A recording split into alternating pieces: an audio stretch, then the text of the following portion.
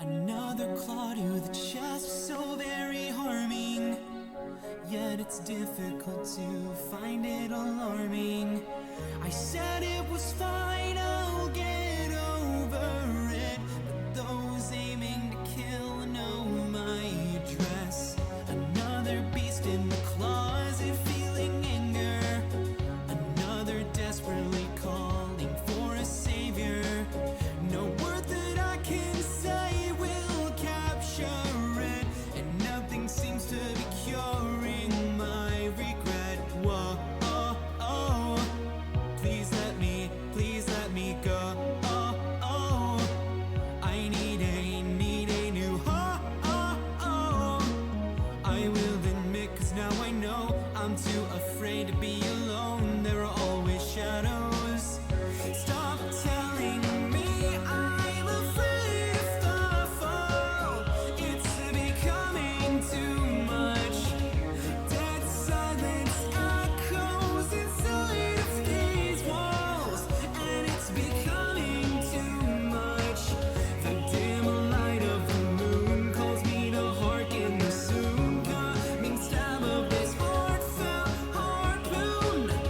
Stop telling me I'm afraid of that call. It's becoming too much.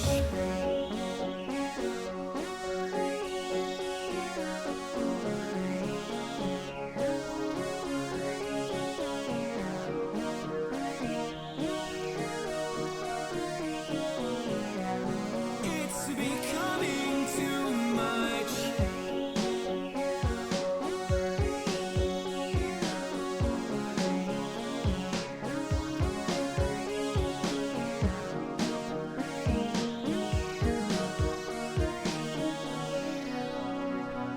Whoa, oh, oh. Please let me go. Oh, oh. I need a new I will admit, 'cause now I know I'm too afraid to be alone. There are always shadows. Stop telling me I'm afraid of the fall. It's becoming too much. Dead silence echoes inside of these walls, and it's becoming too much. The dim light of the moon calls me to hearken the soon coming stab of this heartfelt harpoon. Stop telling me I'm afraid of that call. It's becoming too much. Another night passes by into the morning, yet the sheer lack of sleep had zero warning.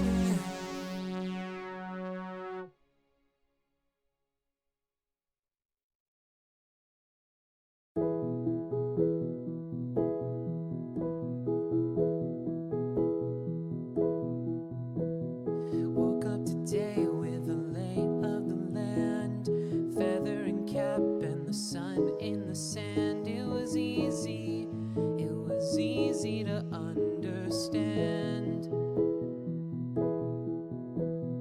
Everything suddenly falls out of sight. Every attachment is made of the light that you have offered to give me life. See the sky and all the land together again. See the way the earth can stay below. Who do we think we are? Everything plays a part. There are some things we are never meant to know.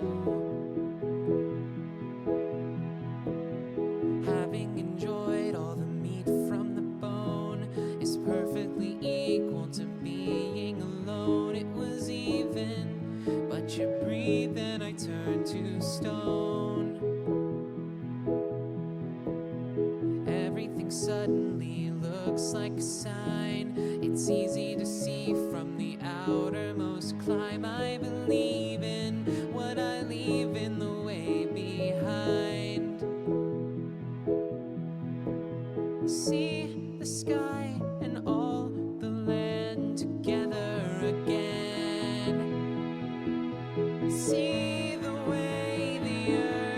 can stay below.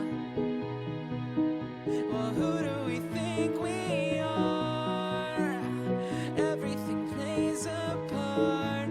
There are some things we are never meant to know.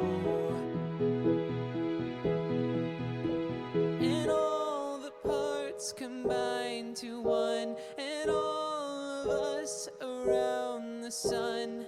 Everything will fall away to order from the disarray. See the sun, the shadows cast from all the times I floated past. See the ocean spinning out with all the hope and all the doubt. See the sky and all the land together again. See the way the earth can stay below. Well, who do we think we are? Everything plays a part. There are some things we don't understand. Reasons, on the other hand, there are some things we are never meant to know.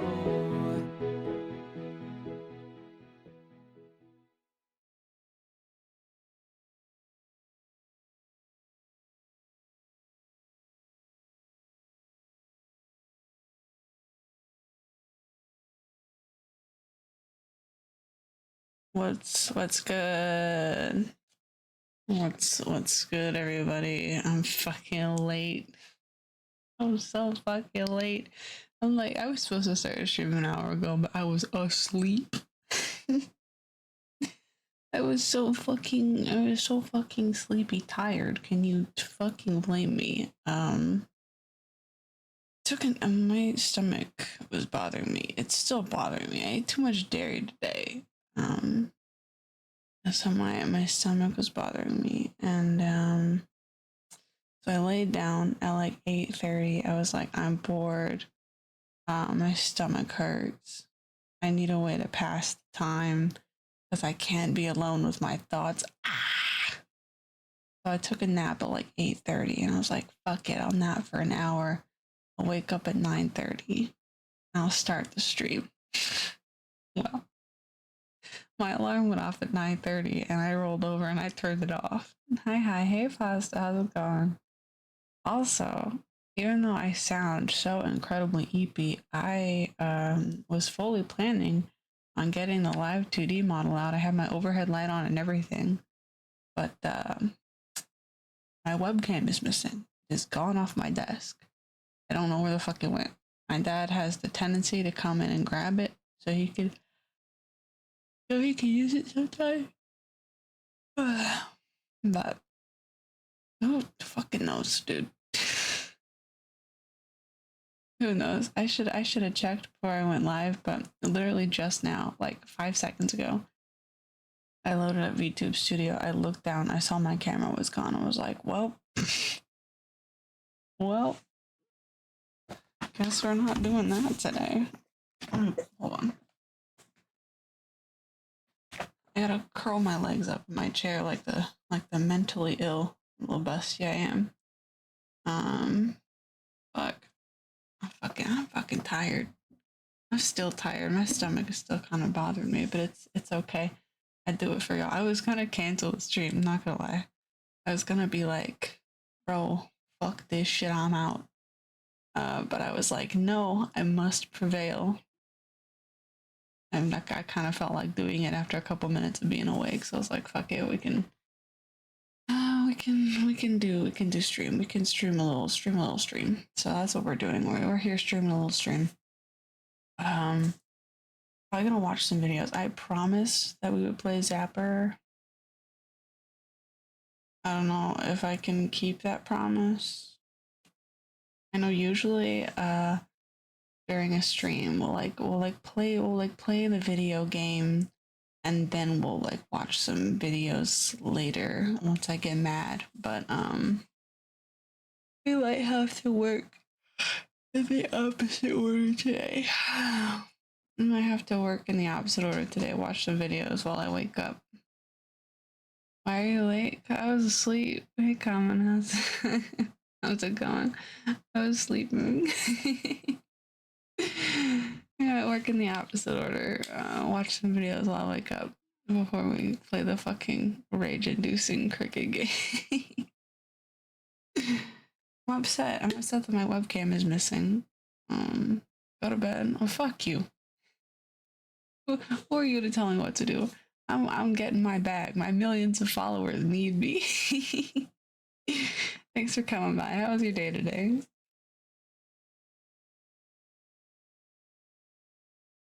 Oh, I take a sip of my water. I had to like go find a new water bottle. Like I had to go dig around in my kitchen for different water bottles. I don't know what happened to what I was using. Work was good. That's good. Yeah. I don't know what happened to what I was using.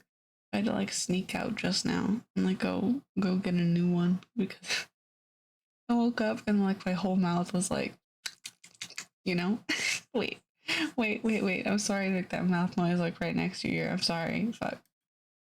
I gotta be more careful with like the noises I make, like cracking my bones and like making weird like mouth noises. I gotta be more careful about that. Uh,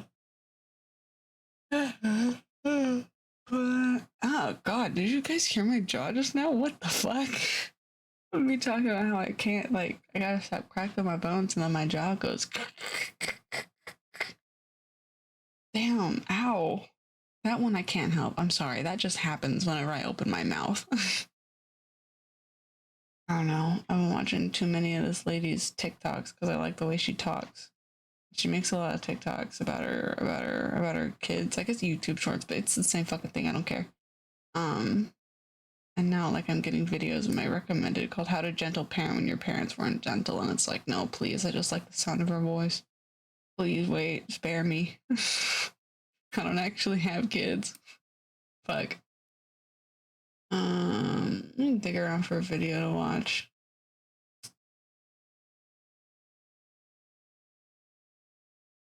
I don't want to watch. I'm possessed. I want to watch the NASCAR video again. I want to go back to the Talladega video, but I literally already watched it on stream. I'm not going to do that again. Hmm.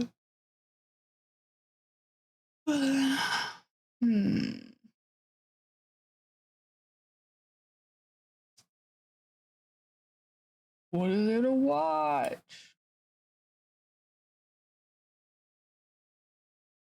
Need a band-aid. What do you need a band-aid for? Did you cut yourself?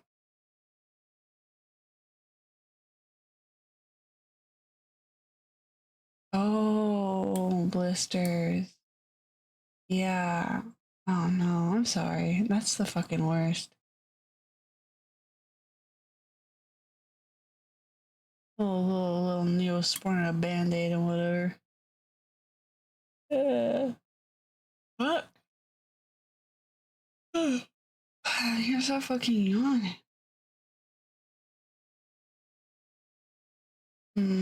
What's Captain Caribou got? I'm trying to find good content that you guys might enjoy watching me watch, like some kind of Inception deal. I'm not even gonna do housekeeping. If you want to donate, you can donate. If you don't want to donate, that's okay. You can come chill with me. Um.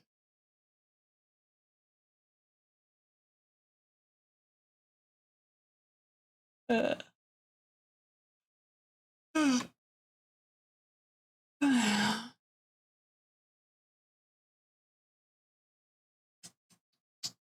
hmm. While I'm looking for a video, how was your guys' day? Tell me about your Monday. I was gonna say your week so far, but it's been one day. Oh yes. While you guys type, I can tell you about. Oh fuck yeah, we're watching a Hazel video. We gotta watch a Hazel video. Not bad, TBH. Well, I'm glad to hear that it's not bad. What fucking Hazel video should we watch? Hazel's videos are so fucking cozy. Fucking love it. Hmm.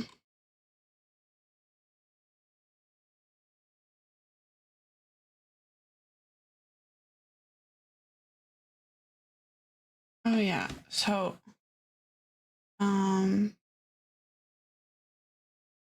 starting tomorrow, I guess. I guess you guys can how do I put this? You guys can expect more streams on Tuesdays and Thursdays now because as of yesterday, I'm impulsively back in college. I wasn't really sure how to tell my job, so today I just told them, yeah, starting next week, I can't work Tuesdays and Thursdays. I just called off tomorrow, and I'll probably do the same thing on Thursday. And they're gonna be mad at me, but I don't really care. I know you're thinking, Pippi, why didn't you just tell them beforehand that, you know, you needed off super early or couldn't come in this week either? And to that I say, I don't know, I was scared, I'm sorry. Okay, I know exactly the video we're watching.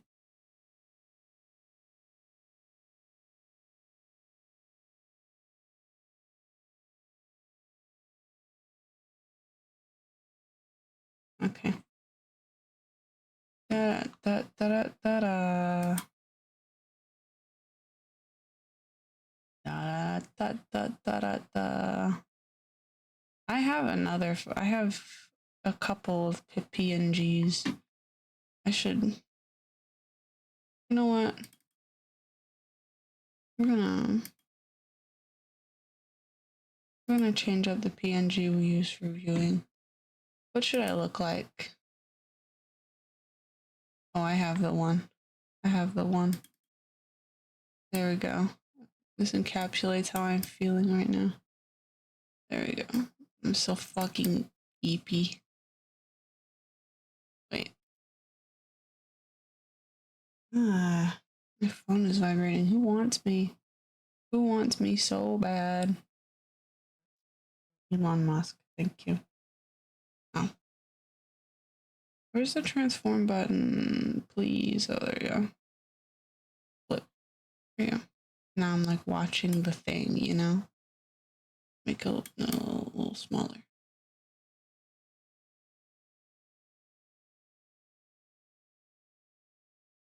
Rotate it just a little bit, so we can get close to that edge. There we go. There we go. This is the kind of technical difficulty stuff I go through all the time. My impulsive decisions are like, fuck yeah, brother. Okay, where is my window capture? Okay, everybody. Today we are watching a Hazel video, and Hazel, is one of my favorite, Hazel is one of my favorite anime YouTubers. She makes videos about niche stuff and lost media and just stuff that she likes, and it's really cool. And she has really nice vibes, and her voice is really relaxing. So, enjoy. We're watching Who is responsible for this anime. I'm pretty sure this video has a lot of boobs in it. So if your mom is in the room, tell her to fuck off, mom. I'm watching Pippi on Anasa do normal shit on a Monday night. That's your warning. Okay.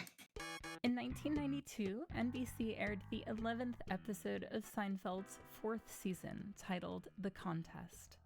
Written by series co-creator Larry David, it immediately made waves, yes. successfully telling a story thought impossible on primetime cable entirely through clever innuendo. It is perhaps the single best remembered episode in a show built on bits so iconic many have transcended their point of origin. It's Shaquille O'Neal's favorite episode. However, watching the episode for the first time now, some 30 years later, is perhaps a little underwhelming. Television standards have changed radically since that episode first aired. Were that not the case, though, I think my reaction to the episode was always going to be tempered a bit. I grew up with unsupervised internet access. I'm a child of the angry video game nerd generation. I can't remember the last time a headlining news story was less threatening to my sense of good grace than an episode of a sitcom. Plus, I think The Outing is the better episode. Still, the contest remains a testament not just to how limitation can breed ingenuity, but how pushing the envelope can often be to social benefit and can help open up a medium to a wider array of possibilities for expression. Boobs. Oh boy, 2003's Aiken is infamous among those who remember it as an embodiment of everything shallow, juvenile, and embarrassing about anime fan service. Wearing its proclivities so openly on its sleeve, it's no wonder it became such an easy target, but it's been largely forgotten by anyone who wasn't there for the Digipaint era. What was once a poster boy for a medium operating at peak hedonism. Sorry. This combination of chats. Kramer being the sweet ladies man never made sense. Tivy! Is now no more than a footnote, one that may be best remembered for its inclusion in the first installment That's of fucked AMV up. Hell. As the sands of time bury Aiken among the likes of Mars of Destruction and Itsudate My Santa, it tragically also buries deeper the truly insane history it carries. Because, come on, something like this couldn't possibly have a normal backstory. Wait, I forgot right? to turn on the captions. Yes, Sorry. the story behind this gigantic booby anime is rich with production woes, anonymous creators, world firsts, nearly lost media, and, of course, multiple decades spanning controversies. Let's get into it. I swear to God, if any of you motherfuckers post, oh, where can I watch this anime in the comments? Adapted from a manga of the same name, Aiken is the story of Mifune Densuke, a boy who has God, those just transferred to a honkers prestigious flapping in the all-ages wind. academy in a remote location. Through a chance encounter with the girl of his dreams, Densuke finds himself wrapped up in the mysterious Aiken Club, otherwise made up entirely of students with personalities as big as their yada yada yada. What the club actually does Love the is honker never slapping in the specified, wind. although the OVA The never way makes they're compelling animated, case something for about why it's we should so care. Instead, it spends its uncanny. hour-long runtime nearly single-mindedly on a school-wide competition that serves to be no more than an excuse to put the girls in bikinis and make them slide down seemingly endless yogurt slides. Look, I watched this thing like 2 weeks ago, and the specifics are already eluding me. Let's not beat around the bush. The likelihood that something like this would have a gripping plot was pretty slim to begin with. This anime's whole thing is, what if a girl's boobs were just the biggest? Everything else is secondary. The school contest, the plot, the very presence of or attempts Bro, we at should comedy watch therein, this. it's all secondary. Now, I am expecting a report on my desk convincing me of why we should do that by Friday. far Ain't from no the mindset fucking that way, that plot Common. premise should be off the table or is an inherent waste of human potential or whatever. No, I think it would be a little juvenile in itself to sit back in my office chair and do a whole spiel about how weird it is that this exists, that someone wanted to draw really, really big boobs, or that JC staff would accept the task of animating it. My problem isn't with the work's content. I'm shocked to say, folks, it's fucking boring. Like, I don't know how you can make an anime this incomprehensible and manic, this I'm not gonna get DMCA'd for this, am I? grabs and panty shots, and have it be this uncomment worthy. Look at this girl. She's practically a Silent Hill monster, but I don't even have it in me to be mad. It's not worth the energy. What's fucked up too is that at a first glance, before the tits have a chance to register, this Hold on. cast is appealingly maximalist. Like, this is every color at maximum saturation. All the stock anime girl hair types from this era, the gaudy clashing Hold on patterns just a in their minute. outfits. It's on some Masada Sebastian shit. Combined with all the fun visual effects in the opening, How you do really get the feeling I- that it's gonna be the fun kind of schlock. In actuality, the whole thing is so repetitive, so tedious, so limp, that at a certain point, the bright colors and non-stop shouting started to bleed together, and it just kind of felt like my wife and I were watching baby sensory videos. Yeah, I made my wife watch this with me. Sorry, hon. At least the music was good. One hell of a Compliments wife. to Goshima Show. Here's the bigger problem, though. I cannot show more than a few seconds of this entire hour-long there. affair. I put a content When label I've on the talked stream. about Hopefully that sex helps. comedies in the past, it's been pretty easy because there's at least enough clean footage for me to edit around. But this, I mean, despite not technically being Hold on. That's why we gotta watch it while it means Lydia's full force. hentai, this entire thing Pasta, where did is you get that? covered in profanity in the biblical sense. Thankfully, I don't have anything else to I'm kind say of jealous. I about kind of want content it. Where in did you the get OVA that? itself. So I'm just gonna Wanted move on, Violet? Noted. because I kid you not, this anime's credits are more interesting than the work itself. That's how you know you're in too deep. The directorial work on Iken is credited to Ohara Kiyotaka, whose name is all over forgotten standard def digipaint mid. He assistant directed Poremayo and Super Milk-chan, was the episode director on a few episodes of Tenchi in Tokyo, and directed Sister Princess, for example. However, this requires some further interrogation.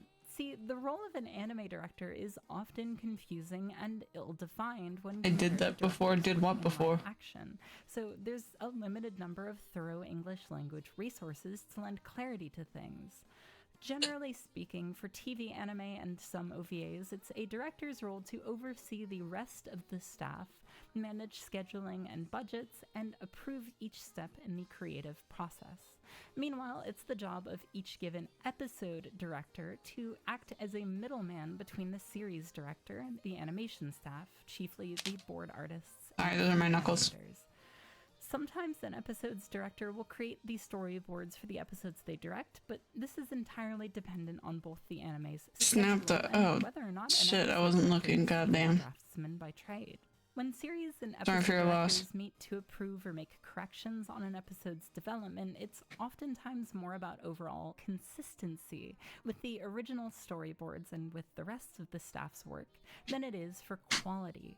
Sometimes there's overlap in the roles of episode director, Don't worry series about director, it, and board artist, Christ. and all of this is part of what makes it difficult to tell just who is responsible for the overall quality, or lack thereof, of each different element of a work.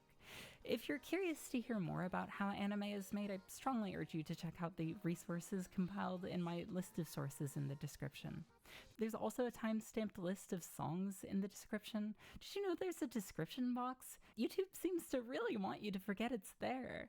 For an example of just how much crossover can occur, Shinbo Akiyuki is thought of as a director of TV anime, but a deeper look at his filmography shows he worked as a board artist or did the series composition on many of his directorial works. Part of the reason someone like Ano Hideaki is synonymous with everything he's ever worked on is because he often had a hand in almost every aspect of their creations. I'm not kidding, on Evangelion alone, the guy worked as a series director, screenwriter, storyboard artist, key animator. I and watched all of executive designer. Evangelion in He one wasn't day, only like 2 doing months all of ago, the and I don't work. remember a I'm not goddamn trying thing to that happened in deify it. the guy, but Jesus Christ, I don't know how he's even still alive. No wonder he had a mental breakdown while working on that show. On the flip side, you have guys like Aiken's Ohara Wanna watch it with me? Kiyotaka, Yes. whose Yes, I do. work ranges from his aforementioned titles all the way to well-loved works like Bakuno and Azumanga Daioh. For as much I as still love need to watch the Azumanga individual Daioh, works too. of individual creators or studios, I've never been a fan of auteur theory. What can I say? I grew up in the same town as Pauline Kael. In the end, what determines the quality of a work is dependent in part on every single person who ever gets their hands on it. And as Got a shit to result, watch the together, credit come. can't all go to just one visionary. And this is especially true in anime. The purpose for outlining this is to say that while Ohara directed Aiken, it would be ridiculous to say he's solely responsible for it being the tire fire it is. Furthermore, Ohara may be the Fire. OVA's director, but he was only the episode director for the first one. The director of episode 2, however, is much more mysterious. This is what confirmed to me that I had to make a video on Aiken. When I was doing an initial cursory round of research, Well, a shit, that's what's particular gonna get me moment listed in the DMCA'd is the credits on fucking Wikipedia caught my X-Files eye. theme being One used. I gotta fucking talk citationless over this credit shit. that seemed too Huh. good to be true. A man named Knowing my Alan luck, Twitch is gonna clap that shit. I love the X-Files, by the way. If I could watch the first 4 seasons of the X-Files on stream, oh my god, I would. Peak fiction. A pseudonym that was officially used by the Directors Guild of America from 1968 until 2000. Some of the choicest cuts from Smithy's filmography are The Birds 2, Land's End, Hellraiser Bloodline, and Ghost Fever. Fearing the moniker's abuse by opportunistic production studios working with little-known directors, an approval process was instituted that required proof a director's creative vision was significantly restricted by their film's production. This was a fairly well-kept industry secret until the 1998 film Burn Hollywood Burn, an Alan Smithy film, blew the lid clean off the whole charade by telling the story of a director who is dissatisfied with his film, but who is unable to use the pseudonym Alan Smithy because his birth name is already Alan Smithy.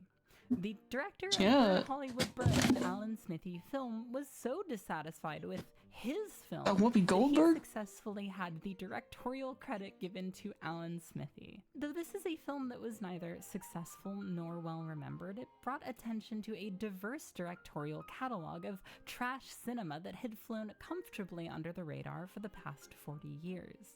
This caused studios to push back against the moniker's use, fearing it would, as a New York Times article from 2000 put it, mark their films as damaged goods. Obviously, though, this was the Directors Guild of America we're talking about, so theoretically the name is still fair game across the rest of the world and for other mediums, which works out because pseudonyms are extremely common in the world of anime and manga. So obviously there's the fact that plenty of mangaka use pen names to protect their privacy, while others use them when working in the doujin field, but I'm specifically talking about anime directors. How fucking crazy is that? You gotta go through several other people. You gotta admit to a bunch of people in America that like your work is trash. Like you need to go to a bunch of other people and you have to be like, yeah, my shit is awful. I can't fucking stand this shit. And only if they agree with you do you get to use the pseudonym Alan Smithy. That's fucked up. Lesbian VTubers have pseudonyms? I guess so, in a way. Who use their real names, or at least a well, I mean, I guess it depends on whether you consider how much of your VTuber persona you consider to be a character, because like you could consider it a pseudonym, you could consider yourself somewhat of an actor, like an alter ego or whatever. Like I think it depends on, you know, everybody's like separate relationship with their persona. Not to get too deep at 11 p.m. on particular projects. One of the only examples that comes to mind for me is also perhaps the most famous. The 2 episodes of Lupin the Third Part 2, Miyazaki directed under the name Teruki Tsutomu. Funnily enough, that's not the only Lupin media relevant here, because the 2009 film Lupin the Third vs. Detective Conan features a character named Alan Smithy. Likewise, there's a gag about the alias in Kana Memo's 3rd episode. What? Not the Star-Spangled Banner. I can only find 2 instances in which the name appears in the credits of an Contemplating live, bro. Are you okay? Of course, being Aiken. While the credit was listed on Wikipedia, there was, as mentioned, no source, and I couldn't find a single site anywhere online that corroborated this info, let alone provided proof. The only instances I could find where people mentioned it at all were a few offhand social media posts and blog entries, but it was just another Monday night. I'm squeezing your face. Stop that. Let's go sleep. Were from before 2018, which leads me to anime's other Alan Smithy, the director of the 3rd episode of the Netflix Grappler Baki anime. What is that frame? Back it up. What is that frame? What is going on here? I don't feel safe. I don't feel safe looking at him. Grappler Baki anime. That time around, there was a good bit more buzz about the pseudonym's appearance, with fans speculating about the whys and whos. Shit, It that was my beginning to neck. seem like Sorry. some Wikipedia chuckster inspired by this particular oddity went, you know what would be a really funny internet lie? What if this infamously bad booby anime also had an Alan Smithy credit? I'm So I getting decided to TOS. download Open and look at the Getting anime's TOS. opening and ending credits myself. Now, I'm dyslexic when it comes to a language I've been reading and speaking my entire life. Trying to read kana in non-standard typefaces against busy backgrounds is definitely not a strong suit of mine. I tried regardless, and while I observed love that her Kumatan's tibbies voice are work just was credited to a question mark, that was all I could flapping catch. in the wind. I don't Maybe know. that's I all it don't was. look at Someone it. saw Look at the that way or it's the absence animated. of a directorial credit in the Look second at it. episode and went, Jesus well, I'll just Christ. list that as Alan Smithy. I wasn't sure, and because I hadn't even watched What is this? What is this? Who wrote this? I mean, I guess that's literally what the point of the video is, but Jesus Christ. I'm so sorry. I cracked my neck once. I gotta do it again. I gotta do the other side. I'm so sorry. Hold on. Fuck. Then an odd angle is gonna make my back hurt. the fucking anime yet, I threw a Hail Mary. I bought the fucking thing on Blu-ray. I figured maybe there would be a list Let me of crack your credits neck. somewhere on the packaging. Wow, be No dice, gentle. totally bare bones. Well, shit. Guess I'll have to sit down with the wifey and see what we can sleuth out of the credits together. I guess I should specify. I hate everything in case about people that. don't know, you can't just translate a credit sequence. Japanese written names can be pronounced a whole bunch of different ways, so the anime's production company has to provide a localization team with a definitive list of credits. Obviously, that isn't possible for fan subbing groups, which explains why there weren't credits on the rip I downloaded. But companies don't even always bother with official releases sometimes, so it's a total gamble. With a release as quiet as Aiken on Blu-ray, I wasn't expecting anything, but it was worth a shot. When we got to the credits of each episode, no dice again, just the same Japanese credit sequence I had failed to spot anything in originally. Just when I was about to give up hope, however, a translated credits list began to roll after the original credits had finished on the second episode.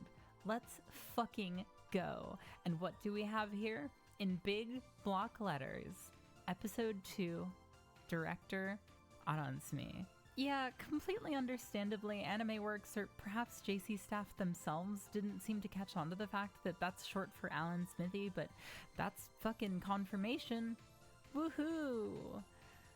Man, that was a whole fuckload of work just to confirm something that kind of just adds up to being pretty funny.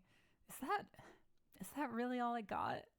Well, just wait till I tell you who this Alan Smithy really is. My theory is that it's nobody else but Satoshi Kon. No. I'm fucking with you. I have no idea. I love Hazel who so directed much. The second episode or the Baki episode, and they're almost assuredly different people. It's not even any of our business anyway. Whoever it was chose to be left uncredited. I see no reason not to respect that. Miyazaki would later be credited for his This has work on my energy in it. 2 in an official capacity, but whoever directed Aiken Episode 2 remains unmasked. Bro, if I could produce The something funny of thing Hazel is, quality, that second God, I episode would love really that. felt like it could have That's been the dream. directed by fucking nobody. Her vibes are immaculate. It's no better or worse than the first episode, but it repeats so many of the same beats and looks so virtually identical. It's crazy. Episode 1 has a minutes-long yogurt slide scene. Episode 2 has a minutes-long pudding slide scene. So on, so forth. Again, baby sensory videos. But of course, if we look further down the barrel of this loaded gun, we'll find that this all came from somewhere. A manga series from 2001. Sorry, am I stupid? Yo theme legs with noise? Eh?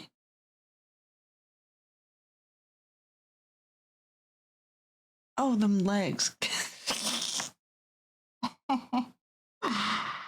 Oh god, I am stupid. Also called Aiken. This is Matsuyama Seiji. According to his Wikipedia page, he has a variety of hobbies, including video games and collecting figurines and toy He's models. just like me for Wow, real. He's just like us. Like, I've seen this video before, but I did not plan that shit. I swear to God. No shit, he's an otaku. Of course those are his hobbies. More importantly though, he's the man behind all 18 volumes of Aiken. Yeah, you heard me right. You. Fucking 18. And oh boy, what a manga it is. Well, I originally had my sights on reading all 13 volumes that were available in English. It was gonna be like a whole bit. In my initial notes, I had the phrase, "This is your brain" on Aiken written down, but then I read like 3 chapters and I realized, man, I probably shouldn't be reading this.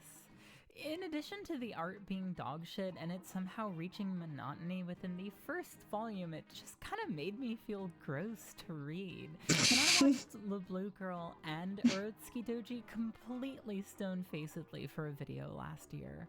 Like, I don't know, this shit was serialized in a shonen magazine, Weekly Shonen Champion.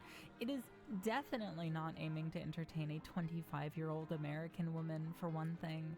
It's literally just chapter after chapter.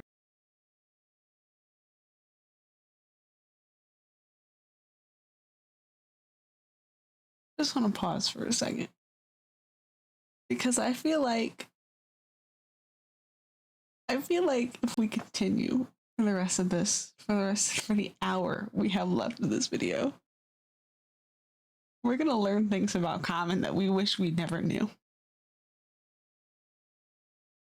Which I'm perfectly fine with. Anyway. Of different excuses to put different girls in different suggestive scenarios. And I know that's harem manga 101, but even the most brain-dead harems out there are at least a little bit better at justifying their existence. If you told me he had started redrawing each chapter 7 different times for each girl like Viper makes albums, I'd believe you. This girl is literally 11 years old. So instead, I liberally skimmed it and just read through all the author's notes at the end of each volume. He talks a lot about the games he played while working on the series. I personally enjoyed the Boku no Natsuyasumi shoutout. There's also some interesting insight into the switch from ink and paper to partial digital manga creation some artists took in the early aughts. Let me tell you, the cognitive dissonance of reading the totally above-board musings of this author and then turning the page to get absolutely blasted in the fucking face by some shit like this was deeply disorienting. I'm getting my ass TOS tonight for sure. I don't know why I picked this video. Script sections weren't all him talking about his free time though, because dude was fucking busy, pulling 15-hour workdays on the regular. I'm not gonna say he was a hot commodity or anything, but he mentions doing illustration work on contract for a few companies, although he didn't specify which and I couldn't find anything myself. He also talks about designing an official Aiken shirt that he sent to his parents, and after doing some digging, I can confirm that they look like fucking this. I don't even let my mom watch my YouTube videos. I cannot imagine the confidence Matsuyama had to have in explaining what he drew for a living to his folks. Fucking he also way. did all the CG and sprite sketches for the Aiken PC game, aptly titled Aiken for PC. This thing was totally unavailable online and off for a number Why they built like VTuber models? Hold on. Aiken PC game, aptly titled Aiken for PC. This thing was... Why they built like VTuber model? Thank God. Look at that. Look at those arms. Look at those arms. Totally unavailable online and off for a number of years after having been released in super limited quantities until some brave soul far more dedicated to Aiken than I will ever be to anything acquired a copy after months of searching and dumped it online. Don't fucking ask me how to play this game, dude. I have no idea. What is that? Is that like a board game? I know anything about are isopods. That's That's not true. I don't know shit about crustaceans either. So, the whole reason I wanted to read the author's notes was because I was curious what he thought of the Rough sheet adaptation. wear. After all, the Eiken OVA is what's infamous, not the manga, which also got an official stateside release back in the day.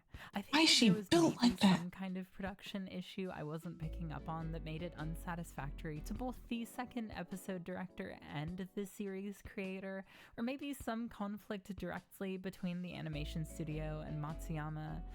I didn't think I'd find anything like that laid out within the pages of the manga. That's just not how this shit works. I was hoping to be given even just a smack roll of a lead. He mentions it being in production, but when the scans switched over from the official Media Blasters localization to I'm getting TOS. I'm getting TOS. I'm getting TOS. Jesus Christ, I'm getting And again, TOS. my grasp on kana is tenuous depending on the font. Handwriting is out of the Handwriting question is mark. fucking awful. So, no dice there, but no other sources cited any significant production issues or behind the scenes drama, so once and for all, it's very likely the second episode director just didn't want to be attached to enormous titty town over here. Like, how can you blame a person for that? It's just one more ecchi OVA and a landfill's worth of ecchi OVAs, right? It was probably purpose-built to come and go without more fanfare than it took to recoup DVD sales. Same goes for the manga, really. Like, those 18 Here's the volumes thing, over the art style for the manga, it doesn't look terrible. Like, super stylized, not the greatest, over the course of just 3 but it doesn't years. look This thing had to awful. have been no more than a box checked off in the magazine it ran in, right? Something like this couldn't have been some groundbreaking work or anything, right? I've seen worse. In the first chapter of his 2017 book, The History of Hentai Manga, yes, we're going there.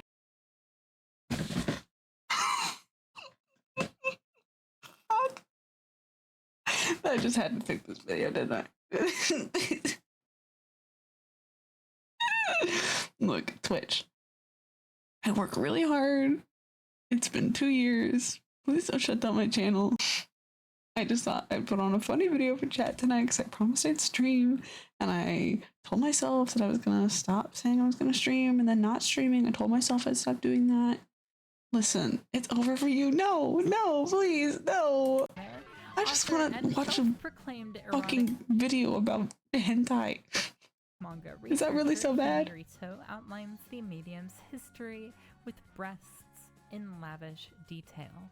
According to Kimi, the Bishoujo style in its burgeoning first few years was inherently sort of incompatible with the form of breasts beyond a certain size.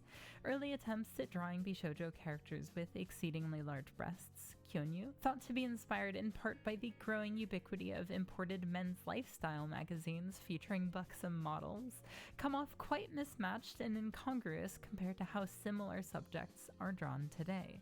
To some, this comparison may seem sort of silly. Both examples here may read as plainly exaggerated, but to my eyes at least, on a purely aesthetic level, the shape language in this modern example is The much Mario more font apparent. is really However much really ire putting this together. incongruous look inspired, though. this was Twitch part of staff, the look appeal away. for some. The Twitch. cute faces in shoujo manga Twitch staff, inspired look eyes of away. early Bishoujo characters contrasted with the extreme proportions in a way that was interesting and alluring in itself. I'm The deleting desire this of VOD greater after the stream is friction in over. I these hope you know design that. elements would contribute to the gradual birth of bakunyu, breasts so large the term kyonyu could no longer suffice. By most accounts, it wasn't until the mid-90s Twitch, to get your ass away. Please began wait. to be drawn in a softer, more delicate way that unity with Bishoujo aesthetics was reached. My This girl gradually Tifa. gave way to the era now where big It's my breasts girl are so Sonico. ubiquitous in anime and manga that most Unironically, I need a moment. I need a moment. I fucking love Super Sonico. That's my fucking girl right there. Like, I love her so much. So much. There's so much love in my heart for Super Sonico. I watched Super Sonico the animation and it was over for me. It was over for me. Like, oh, she's so cute. I love her so much. The fucking manager character from Sonny gets me every fucking time. I love him so much. Entry-level weeaboos probably have opai as one of the first 10 Japanese words they know. How did this break through from the ero manga space to being so prevalent even in manga aimed at young boys, though? Christ. I would argue, building off of Some of those Kimiro's findings, Aiken colored that images look censorship like plays a shit. key role. I talked about this briefly in my video on Mina Agechao, but in the early 90s, a movement within women's groups and PTAs began to form against the sexual content found in manga that could be readily sold to all ages. This began a process of self-regulation among various manga publishers, which, though never fully standardized, resulted in uncensored nipples being largely banned from shonen in the 2000s. This, again due to lack of standardization, has its exceptions, most apparently To Love Ru, thanks for everything Julie Newmar. To Love Ru would kinda sorta set a standard where censorship largely occurs in magazines, while the tankobons are wholly unmitigated. This is how something as explicit as Ishizoku Reviewers is published in a shonen magazine. We First one popped up and all that changed my mind. Big Barbers, I wasn't the biggest fan. Reviewers, though. Booba. So when the nipple is caged away for good, how else I'm not gonna do lie to you, put Chief. the I'm an tip absolute sucker in for titties. titillating extremity? You make those fuckers heavy, right? Like, if you draw a boob big enough, it won't even matter that the nipple is obscured. The sheer size eclipses everything else. Now, an excerpt directly from the history of hentai manga. And then the largest breasts in shonen history debuted. The heroine of Seiji Matsuyama's Eiken, No. Chiharu Shinonome, was, in the early days, drawn with an 88cm bust, an F cup, but due to the editor's request and the author's interests, all of the characters' breasts were abruptly inflated and Bakunyu and shonen were born. No. Yeah, baby, biggest tits in the shonen game, Eiken with the fucking world first. So this jump occurred in Volume 4, which I fucking is hate this shit. hilariously What do you mean this lady gets to be a pioneer? I hate that shit. I hate that shit. English language media blasters release started getting marked as 18 plus. And yeah, that's a pretty sizable increase. In fact, what is that? What is that stylistic difference? Plus, and what? These are two different people drawing this. That is the most foot-looking hand on the left there I think I've ever seen. Why is it drawn like that? Why are they drawn like that? yeah, that's a pretty sizable increase. In fact, one Twitter user did the fucking game theory science to determine that by the end of this series, Chiharu is likely a fucking pea cup. To put that into perspective, here are all of the words you can spell with the letters that appear between F and P in the alphabet. Apparently, everyone was plussed up from the initial concept to the finalized first chapter, too. In the liner notes for Volume 5, Matsuyama says he had to tone down the sexiness for the sake of the shonen demographic, but I saw literally no change. Not in cup size, not in amount of innuendo, nothing. Let's be frank, one does not have a lifetime of morbid fascination with gutter garbage anime, exploitation cinema, and the furthest limits of the human imagination without continuing to feel those reverberations long term. That's working out great for me, though. No, I'm serious. When I have a strong reaction to something I can tell I don't fully understand, my response is to try to learn about it so I can come to a more well-rounded conclusion. Sometimes my feelings change and sometimes they don't, but in either outcome, that context helps me to compartmentalize the things I engage with. As a result, I'm able to engage with a lot of art that I'm sure exactly how Twitch is gonna see this when they put me under review and terminate my fucking channel. That is to say, I'm coming at Eiken from the perspective of someone. They're gonna be like, oh man, Pippi was just trying to learn, I'm sure. They were just trying to learn more about it. One whose reaction is, I've Google image searched literally any named side character from a semi-obscure children's cartoon from the past 25 years. This is nothing. So I need to keep in mind that there are plenty of folks watching this for whom this is a lot to take in. Again, this manga ran for 18 volumes, had a Bishoujo game, an OVA adaptation. It has fans across the globe, maybe not in droves, but it has fans. There was merch produced, people made fan sites in multiple languages. This must feel like stepping through a wormhole into a whole other fucking dimension for some of y'all. People who like big tits have been interrogated through every Freudian lens there is. Many early Kyonyu artists were perpetually dogged on by peers and readers, getting called mothercons and all that. I absolutely do not have a horse in this race, and I'm certainly not going to sit back and try to mathematically decode at what cup-size normal appreciation of large breasts becomes a matter of anthropological fascination. I love you, Kiryu Kazuma. The thing about tits is that basically everybody likes them. I've never met a single person who doesn't have some kind of appreciation for the breast. You don't even have to like boobies, girls to like boobies, it. Just look at boobies, like every gay boobies. artist. They are aesthetically pleasing in pretty much every form or size they take, and this is something artists have been hip to since literally the Paleolithic era.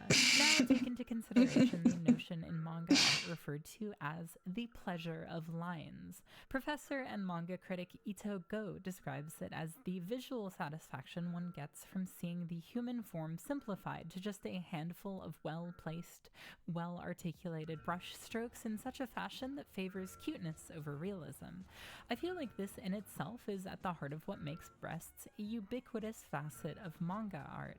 Fundamentally, it only takes a few lines to draw a pleasing breast, already a pleasing shape by default. I'll admit this is a very clinical way of approaching the subject, and I'll admit part of that is the fact that I'm subject to getting my cheeks fucking clapped by the very platform you're watching this on. If I fly me too too, close girl. to the sun. Me But too, girl. I would argue that the, well, utility factor is in part a secondary response. to I'm how really we fucking purely running my perceive wrists. Something aesthetics. Though this helps to explain the focus on breasts in anime, it doesn't really explain Eiken. I do not receive pleasure from any of these lines, but I think that's kind of part of the point. I feel like Eiken is a return to the subjective appeal Pippi, that what? mismatched look you saw in Arrow manga of the 80s and 90s from groups like the I Club. Where many I said well-endowed beforehand. shoujo characters today may themselves be exaggerated, the girls in Eiken are near impossibilities. Why did you get that at the Their exact lip- time that it was on? Well, listen, I had to cover her somehow. I had to cover her somehow. Scary. The I'm purple bitch Kiryu has this really low-set mouth that makes her look like she could. I'm already getting too close to the sun, Common. Is there even anything more to say about her? I don't think I need to explain the parallels between repulsion and attraction in human psychology. Hopefully you see what I'm getting at. So combine that with Chirarizumu, the allure of catching just a glimpse of something as being greater than getting the full picture, and the excitement of, as Kimi Rito puts it, the unseen becoming seen. And it should be clear why someone would want to seek Eiken out, even though it doesn't contain nudity, and despite how utterly vapid it is. Lastly, with Eiken being a sex comedy, I mean, everything in art is subject to taste, so what's unfunny to me is probably a gut buster for others. Vice versa, especially. My sense of humor is utterly fucking cranked. It's because exaggeration is sewn into the very fabric of Eiken's being that the argument that it's OVA Oh god, is Kali's here. most Hey, demeaning out there Kali. is maybe a little How's overblown. it going? I'm just one woman, but Yeah, in my eyes, Jujutsu this isn't meant to be Kaisen, right? representative of a viewer's values or misconceptions of what women are really like, Or what they whatever the should fuck be, that but says. rather their fantasies blown up to their I can't read. reasonable, acceptable extremes and put in a format that's readily available to them. Does that make it wholly without fault on that front? Definitely not, but I find I'm more likely to be concerned with the more insidious ways regressive ideology perpetuates itself in our society and our art by extension than a single booby butthole comic. And oh man. What is this? I was waiting for that question. Despite my insistence that repeated exposure to truly deranged art has made me better at my job and, I'd argue, more empathetic. I do often worry that I am fully desensitized and that may cloud my analytical eye in other regards. But then I come across something that causes a pit to form in my stomach. Something I find genuinely shocking, and I go, alright, yep, still human. Like, I can encounter something and easily wrap my head around the fact that it exists, but still have a strong reaction. Something that I should probably say is that like I've seen this video in the past, and I like the way that she tackles stuff like this because it's exactly how I tackle things like this internally. Like the way she just like throws a bunch of massive fucking tits on screen and then keeps going like nothing is wrong with it. Like that is how my brain like internally processes like boobies. Like that's how like I'm like my brain functions, which makes like which like makes it like I don't know, like I love her content. She doesn't do, I think this is like rather like rare for her. Most of her stuff is about either like lost media or like things that she niche stuff that she genuinely enjoys. I think she has one other that is about like a lost like ecchi or hentai or something. But like yeah, like the way that she this has your energy for thank you. I that's a compliment. Um Yeah, but the way she could just rattle on and like chuck all these boobies up, I'm like, yeah, no, I completely agree with your analysis here, Hazel. There's only one quote niche anime that I loved a bit. Tell me all about it in excruciating detail, Collie, please. Does that make sense? I'll put my feet up on the desk. Yeah, So I'm not if you haven't picked up doing my on it, model. this is gonna get kind of heavy for a bit, and if I may, although I suspect asking this on the internet is a tad futile, I'd appreciate it if the rest of you can hear me out on all of this. It'd mean a lot. It may sound alarming or questionable in spots, but I did everything in me to handle this with as much empathy and thoughtfulness as I was able. Hopefully that shows by the end. In 1969, artist Motomura Miyoko began serializing the manga Okusama wa Juhachisai in the shoujo magazine Margaret.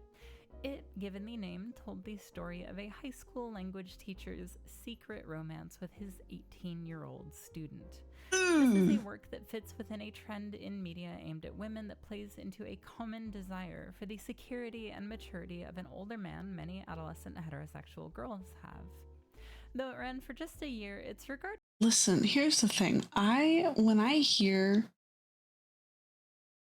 like teacher student, you know, for whatever reason, it's very common in like certain circles. Teacher student is very common in certain circles, and I've never understood it. I've always associated having like, because like when I was in school, like I never had like teacher crushes like ever. I always associated it with like going to a religious school because like that was a common thing I heard from people who went to religious schools. Like having like a crush on your teacher was like a very like religious school thing. So like for me, it always sounded like something that was like, yeah, like that's like a sheltered, like an extremely like sheltered person kind of interest, you know? And then when I got older and I saw how fucking excessively common it was in the market, I was like, ugh, like, where are all these people coming from? Who are you people? What the fuck? Many as being the origin point for romantic comedy manga we see even through today. It was also the origin point for a much more niche manga subgenre because, I mean, what's in it for the dudes, am I right? So, okay, we just shouldn't need to quit that. Exactly. What about, say, 2001's My Bride is a High School Student? But let's make her 17 this time. Boom, a fresh new seinen take for a new generation. Alright, it's 2006. now. Fuck it, right? We got beef shipping over from America for the first time since we all learned what mad cow disease is. We're living a life of veritable luxury. Cosmically, the time is right for a one Matsuyama Seiji to create his magnum opus. Okusama wa Shogakuse, or My Bride is an Elementary School Student. This manga is set in an alternate universe Japan where the declining What birth the rate has fuck, grown bro? a serious enough perspective issue that the government begins testing a lowered age of consent, where it is now fully legal for, say, our 24-year-old protagonist to marry his 12-year-old student, leading to an array of wacky pseudo-sexual shenanigans.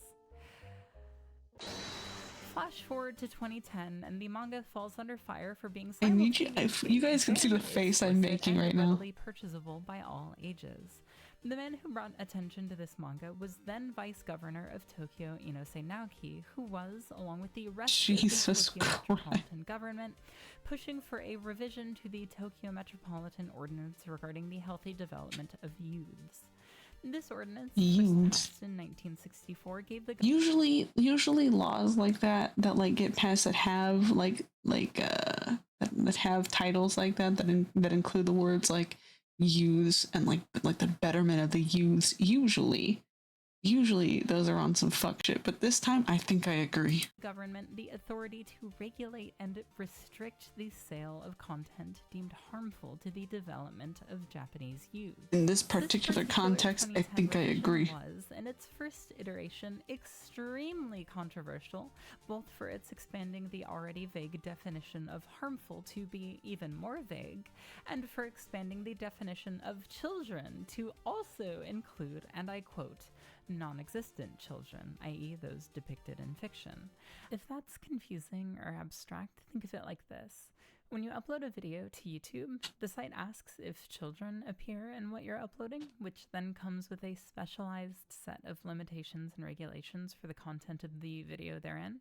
If this bill had passed in its original incarnation, it would be tantamount to a creator having to click yes to that YouTube question, even if it was a video about or even containing a brief clip of, say, Steven Universe. After being voted against, the bill was revised once more into what would be referred to as Bill 156. The new revision was also extremely controversial, drawing criticism from swaths of manga artists and publishers, as well as two of Japan's left-wing political parties, on the grounds that it infringed on the country's constitutional right to freedom of expression. The only groups in favor of the bill's passing were conservative, PTAs across Japan, as well as the government at large.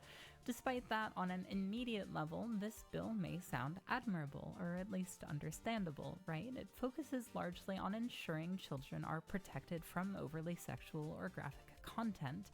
And oh god, what's the twist? Fundamentally antisocial, profit-driven algorithms rule what children do and don't see more than any direct human curation. It may almost feel a little refreshing. What's the catch? That is how they get you. What's the fucking catch? PTA groups that had aligned themselves with his cause, then Governor of Tokyo Ishihara Shintaro, the main official behind this bill, said, She's handling this with so much tact and empathy. It's not just about children. We've got homosexuals casually appearing. Y'all.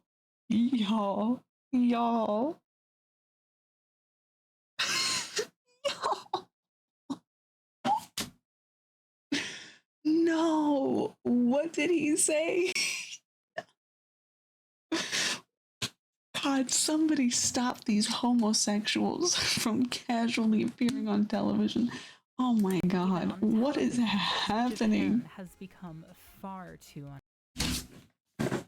End the stream. I can't fucking take this shit anymore.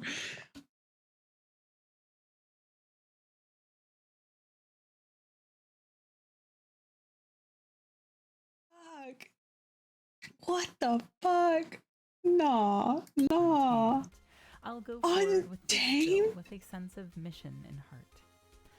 Yeah, so I've said it before and I'll say it again. Cries for censorship surrounding the supposed safety of children's media consumption tend to have a habit of secretly actually being deeply puritanical and purpose-built to set precedents for future legislature to censor say, positive depictions of alternative lifestyles like homosexuality, and eventually, if all goes well, dissent.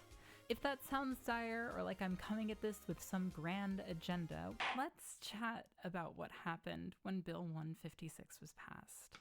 When I first recorded this video script, my notes on the bill's effects were almost non-existent because I was having a hard time finding confirmation of anything, but serendipitously, Kimirito came through in the 11th hour. So when the bill was first passed, it seemed like its impact on the mainstream manga print industry was pretty minor.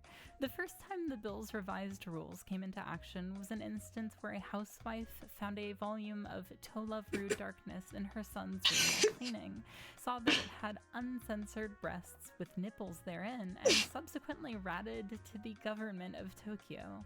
Even with these stricter rules in place, they found the manga did not violate anything and could not be considered a harmful manga as a result.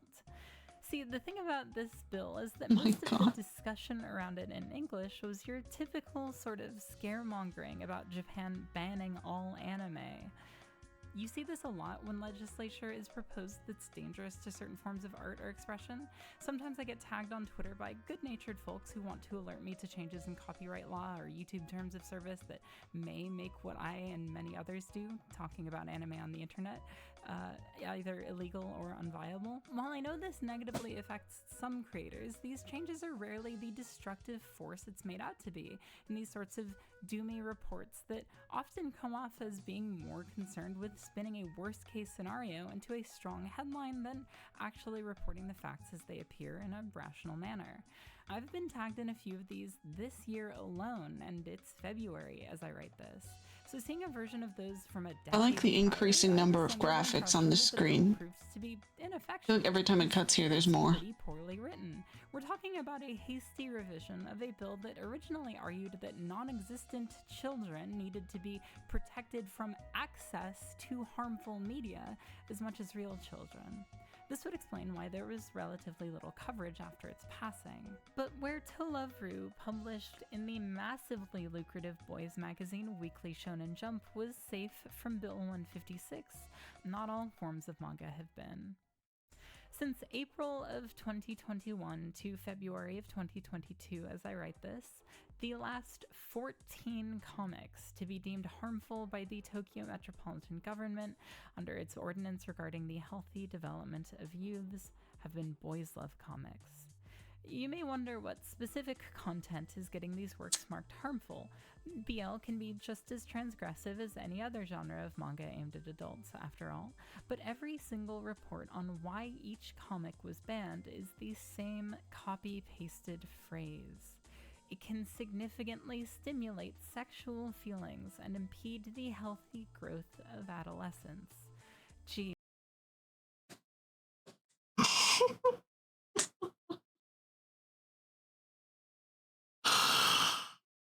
First of all,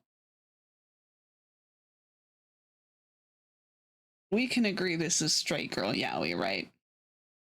This was not drawn for boys. Okay, this is straight girl yaoi if I've ever seen it. Can we agree? Can we establish that baseline? Secondly, I don't think I've ever heard a more cracked up phrase.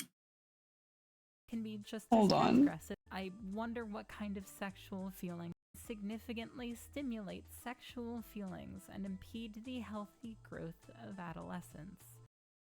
To claim to claim so boldly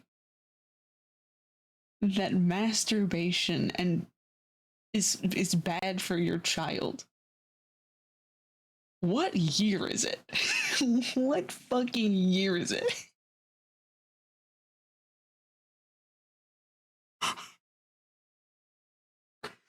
Oh my god. Impede the healthy growth of adolescence. In what way? Please, I need someone to explain this to me. Oh my god. Look, I know you just don't want to say it's gay, okay? I know that. But this wording is fucking wild. Jeez, I wonder what kind of sexual feelings they might be talking about.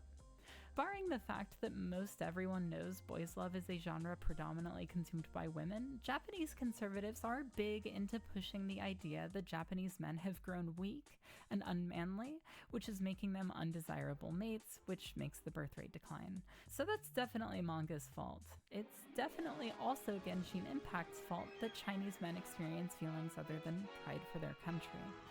According to Kimi, a book deemed harmful must be delisted from Amazon, and a slip is sent to major bookstores in Tokyo, issuing that the book must be marked and quarantined from the rest of the store's goods.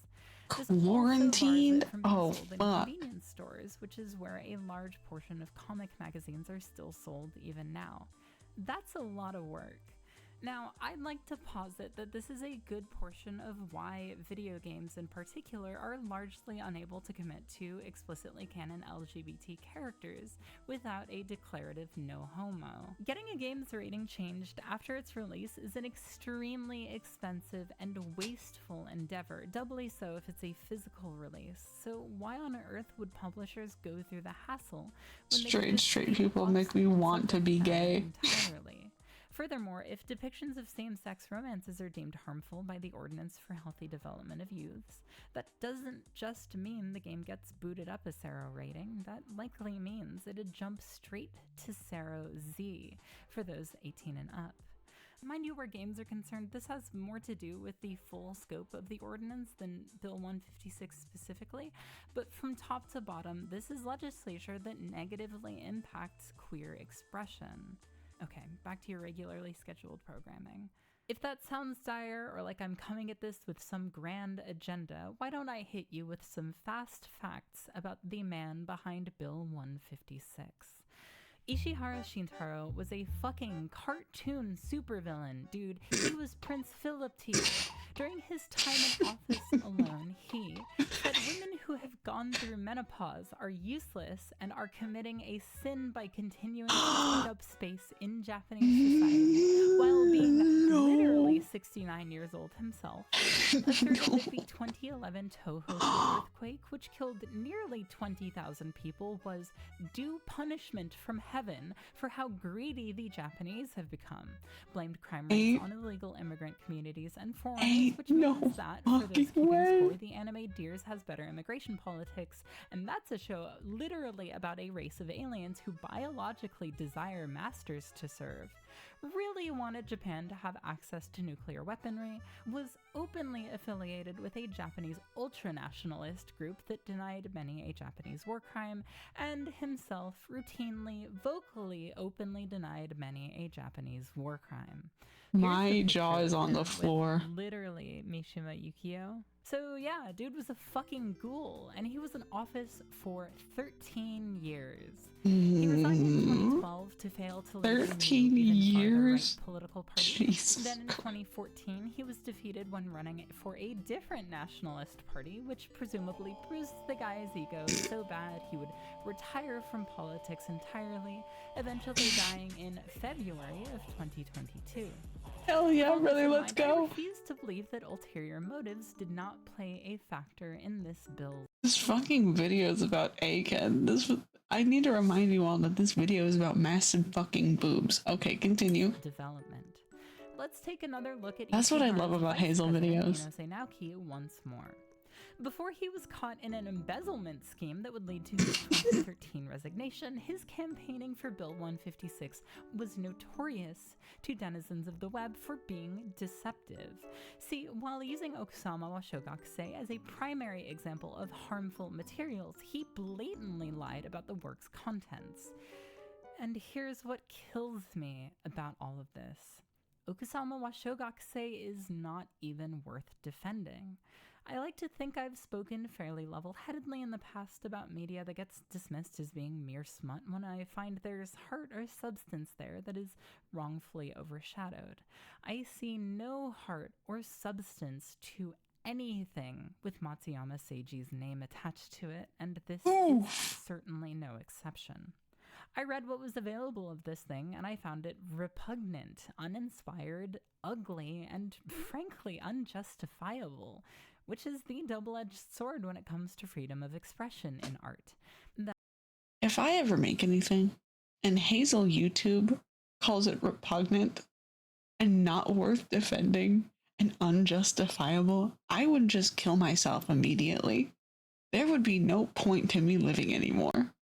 That is such a blow to the heart. That would tear apart my soul. That, by nature, it extends to the regressive, the hateful, and the exploitative. My solace is that these are, at the end of the day, drawings from the mind of a sole weirdo, and that, as per my own Back from ads. Oh, I'm so sorry. I criticize him and his work without fear of repercussion, but this section has remained very emotionally and mentally exhausting to write nonetheless. What I find interesting about the use of Okusama wa Shogakuse in campaigning for Bill 156 is that it had been out of print for a few years before Inose used it as an example. While I believe that this is an example of cherry-picking for shock value, as this is a particularly egregious work, there were other titles that were running in seinen magazines at the very moment this bill was being proposed. Take, for example, Kodomo no Jikan, which features a dynamic between a teacher and his 9-year-old student. This title brought with it controversy of its own when it was to be distributed in the States, only to meet enough backlash for the plug to be pulled before it hit shelves. Thank fucking This is pure God. speculation, but I can't help but wonder if Inose and Ishihara felt particularly threatened by Okusama for its acknowledgement of Japan's declining birth rate and, more crucially when reading between the lines, the government's ineptitude when handling this decline. When Inose went on television to demonstrate that this manga featured unsimulated sex, he did so by cleverly censoring pages to back up his claim. Although I don't know that it ultimately makes much difference, publisher Akita Shoten issued a statement following Inose's televised appearance that this entire ordeal was deliberately misleading. Meanwhile, Matsuyama would angrily take to Twitter himself to dismantle Inose's claims. There's technically no real sex in this book. That's not what you think it is. That's not what it looks like. It's a banana and condensed milk, he would passionately insist. If that's the best I they don't like had this guy. in defending the work, I can't help but ask why Inose felt the need to lie about the contents at all. Despite the bill's passing, this would all prove to be great marketing for Matsuyama's work. Now seen as a pseudo-martyr for free speech, his book would become a hot commodity. Now seen as a pseudo-martyr for free speech, his book would become a hot commodity. Yeah, this Matsuyama motherfucker can die. I don't give a shit. I do not care. Eventually, more than drawing ridiculous cartoon blimp tits, Matsuyama would discover his single greatest talent: getting mad on Twitter.com. You're getting a 220 as in like a commission that costs $220? Find a trail of bodies in its wake, or perhaps it's better described as a series of empty hermit crab shells lining the shore. What Hell yeah, brother. Matsuyama cannot stop getting himself banned from Twitter. While he No, I've spent a good hefty pennies on some commissions, but usually the more you pay for it, the more worth it is. So I hope it comes out wonderfully. and his fans insist up and down that his accounts keep being mass reported by so-called Twitter feminists, it doesn't exactly take a lot of effort to find No, the I contrary. think- In addition to I think he's just a publicly repulsive defending man. actual sex criminals, the amount of time he seemingly spends fighting with feminists online, name searching and quote retweeting any and all criticism he receives and sicking his fans on them is, frankly, fucking pathetic. 11th Hour Hazel again. I had suspected as much, but I didn't state it outright in the video because I couldn't confirm it until I found it just now. But here's Matsuyama openly threatening people with the fact that he knows their addresses. In case you didn't know, that's Jesus against Twitter Christ. terms of service, and that kind of behavior is what he's actually getting banned for. He doesn't even make good arguments either. Half the time someone criticizes him, he just replies, "Lol, Twitter feminist." Like that somehow invalidates the argument? That's third grader shit. Newgrounds forums shit. Come on. Even if he was giving thought out, articulate responses, it still doesn't. I think this literally says Chief ME. This guy is fucking pathetic. This guy's like a wet dog. Time, and that goes for the people arguing with him. Twitter isn't a good platform for discussion. It's not built to be.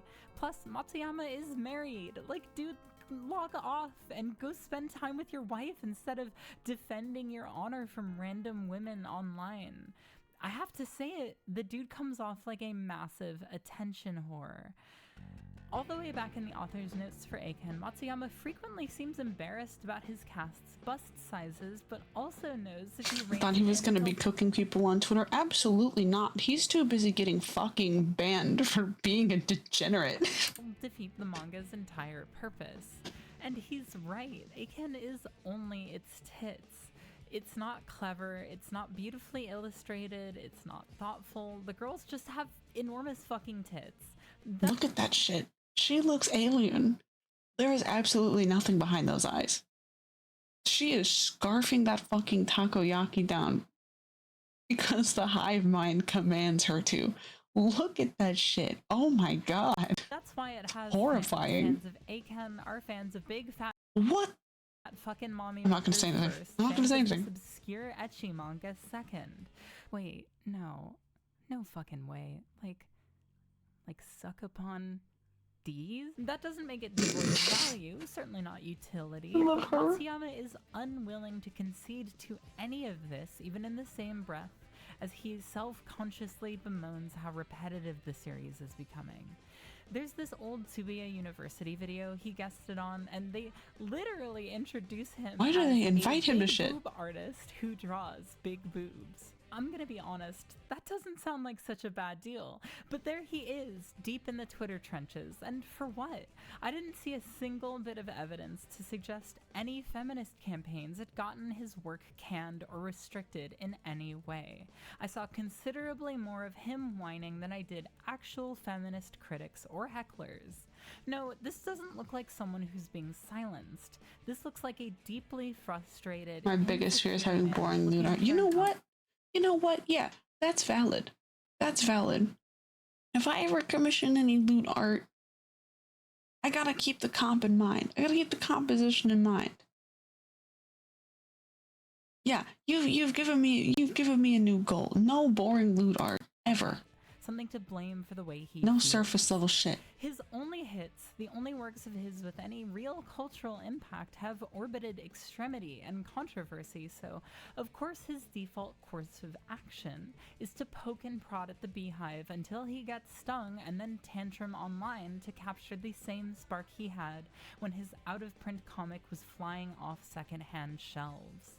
So he says increasingly stupid shit on Twitter and blames the feminists for censoring him. But fewer and fewer people are following him from account to account, and eventually they'll all move on to some newer, more interesting, misdirective controversy to gawk at. Because it's all just noise. Baby sensory videos for the existentially dissatisfied. So, what the hell is the takeaway with all of this? Instead of leaving you with some bullshit about how the human imagination is as powerful a tool as it is a weapon, I'm gonna give it to you straight. The one thing I keep coming back to here is Matsuyama's 15-hour workday. The 18 volumes in 3 years, the 80 sketches for the Bishoujo game. For as much as I've dogged on his art, I need to make it clear, unskilled art is not lazy art. And no matter who you are, weekly serialized manga is a punishing career path. This is just as true of anime production as well. It's a shock there aren't more Alan Smithies with how often artistic control has to be traded for surviving to see the end result. Furthermore, when you see your work as frivolous or trivial, it's easy to justify a lifestyle of overwork as a kind of proof to yourself that you're really earning your keep. I think that's part of why creatives so often glorify overwork among themselves or treat it like a friendly competition. But shit, look around, we all burn out eventually. Either we go months between experiencing any artistic drive, or we start phoning shit in and saying and doing things we don't really mean because we don't have as much energy to be thoughtful, or we just get fucking nasty and bitter and spiteful at the world around us and start taking it out on whatever the closest target is. Sometimes overwork is the addiction, and sometimes it breeds new compulsions, ones that can only be expressed within your own work because your own work is all you have. And shit, we've known for a really long time that the 40-hour work week alone is bad for us. Not to say I'm anywhere near the level of any of the people I've talked about in this video, but even I literally overworked so constantly last year, I hit a point where I thought my fucking retina was detaching. And the two thoughts I had were, fuck, how am I supposed to get this stupid video out before the end of the year? And fuck, how am I supposed to afford an emergency room visit? Thank God it was only an aural migraine, or I'd be wearing a fucking eye patch right now. I work for myself, and I've had the ability this entire time to say enough is enough. It's the least I can do to practice what I preach and work a reasonable amount. Now just think about how standardized overwork is in Japan, no matter what field you're in. If it wasn't expected of you to work so goddamn much just to make ends meet and provide for your loved ones, parents would have the time to be the ones to properly regulate their children's entertainment and engage with them about what they think of it and how it makes them feel. They'd form deeper bonds and develop more mutual respect and trust for one another, and there wouldn't have to be so much pressure on children to do right by the very rigid expectations their parents and their society at large sets for them. If those crushing expectations didn't also compound with the job market's ever-soaring barrier to entry and a shrinking middle class, Japanese citizens wouldn't be too tired and depressed to date, and the birth rate wouldn't be so low. Newsflash, it's not the waifus, and it's not the gays. It's a work culture so brutal. It's not the waifus, and it's not the gays. Overwork that, weeb or not, is likely one of the 10 or so Japanese words you know. In closing, Aiken only truly delivers to the most dedicated this video's about Aiken. insatiable of fan service fiends, and doesn't offer much to those with tastes more discerning. Though some may find it an entertaining hate watch, this reviewer fails to see the embarrassment of having something this debaucherous on your shelf as being worth the $20 entry fee. It's likely the only thing that'll make Aiken after you watch Aiken is your sense of pride. 1.5 stars out of 10. This is Hazel from animeharlot.garbage.com signing off. Alright, I don't actually want to close the video on that note. I was and am still disappointed by how devoid of joy Aiken is. Wait. Continuing to have to find and use footage of Aiken is making me feel like I'm living in actual purgatory. So as an act of kindness to myself, I'm going to not do that this time. I hope you're enjoying this video, or at least have gotten something out of it. I know it's a lot, and I appreciate that. If you're reading this, you've presumably heard me out. This video has been really difficult, and it's caused me to really have to challenge things I tacitly believe and why I believe them at all. And while I can say that I stand by every word in this thing, it has been thoroughly exhausting to make in every sense of the word. I'm going to do my best to talk about something easier next time, and I hope you'll enjoy that too if you decide to stick around. My eyelids are getting heavy, and I don't know what I'm saying. I don't know that I'm being especially coherent, so that's all future editing Hazel has to say. Just thanks. Especially because, like I've said, I don't think over-the-top This poor girl. has to be this I love her so much. It can, in fact, be charming and fun with the right balance of flavors. So let me at least send you off with some recommendations. She has the vibe of someone who is just so kind.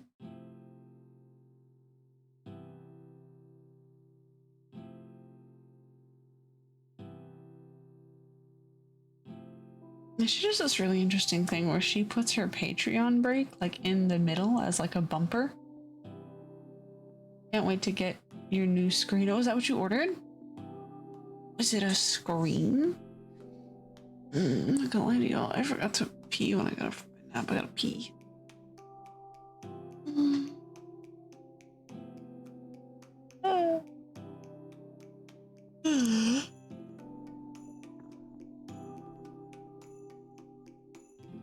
will finally be able to type. I appreciate that. I'm so happy for you, Collie.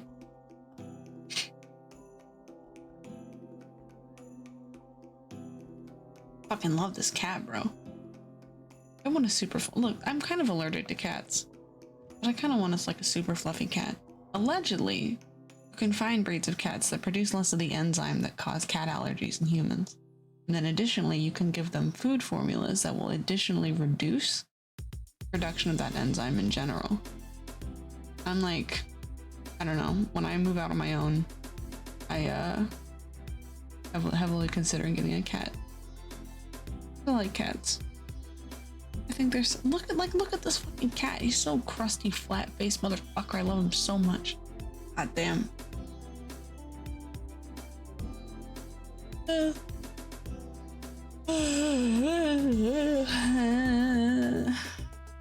How are we liking the boob video, everybody? late night boobs with Pippi. Perhaps the most tonally comparable work here is Bludgeoning Angel Dokuro-chan.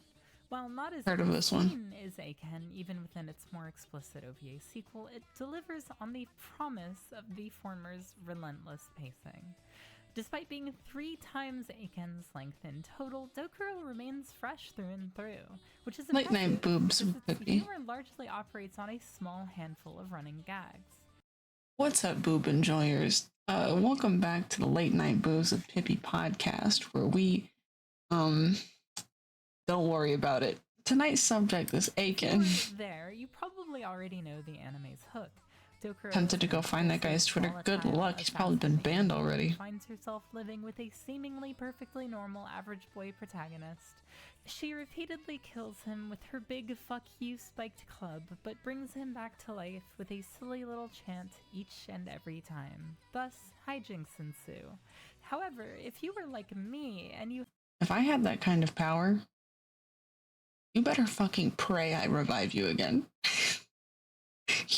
You better fucking pray. I find myself in that situation where I'm the one wielding that club. I'm the fucking angel here. You're fucked. had only ever seen the hilariously extreme opening scene, the full scope of this thing's plot may shock you. So, was I really supposed to wait until I actually watched this to find out the whole thing is that Dokuro is sent to kill Sakura because in his adulthood he's going to invent technology that causes all women to stop aging at 12, and that Dokuro is going against God's will by attempting to rehabilitate him so he doesn't invent it at all instead of just killing him outright? Girl, what?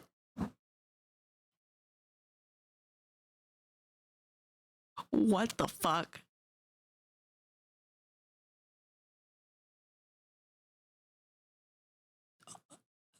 Oh, hold the phone.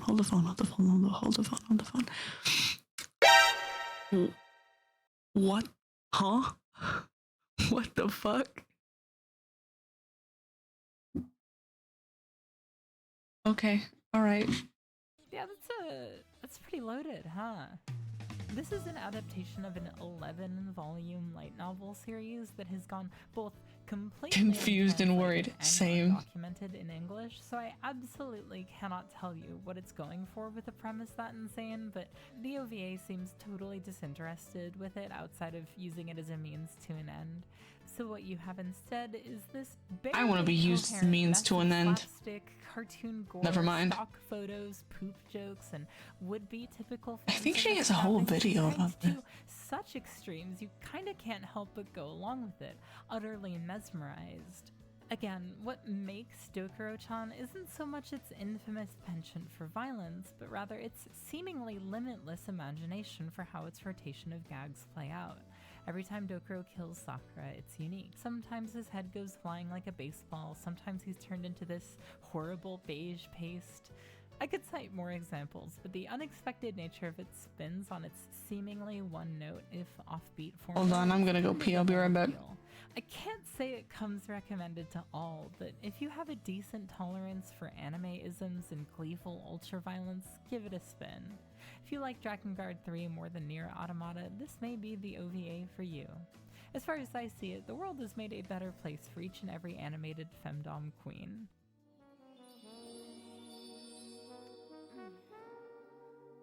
Were you injured?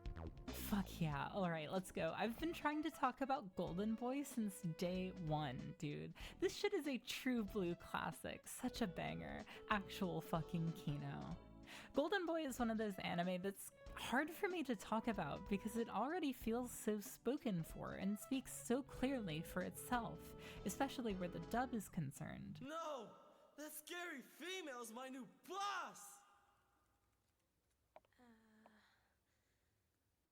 This is, in my mind, the platonic ideal sex comedy, where each element is working at full capacity and it carries itself with a sense of dignity and legitimacy throughout.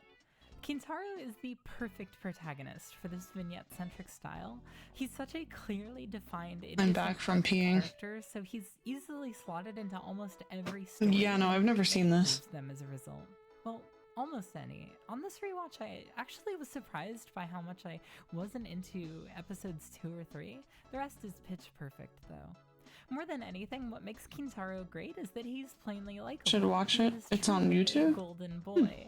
Where a lot of sex comedy protagonists fill passive roles. Like, it's Kintaro ridiculous. I is kind of like active, ridiculous though. More specifically, proactive. I'll keep it in my notes. Very premise that he's a freighter traveling and making ends meet from temp job to temp job. So he's both adaptable and dependable.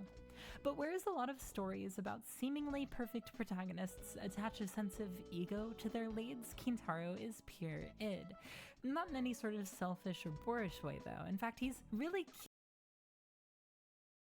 I'm gonna say something. He looks kind of pathetic in a really fuckable way. Oh shit, Spoon is here. Somebody turn off the boobs. a lot of the time, especially in the swimming episodes, seeing him interact with the children and intuit their individual needs to make their classes more enjoyable is adorable.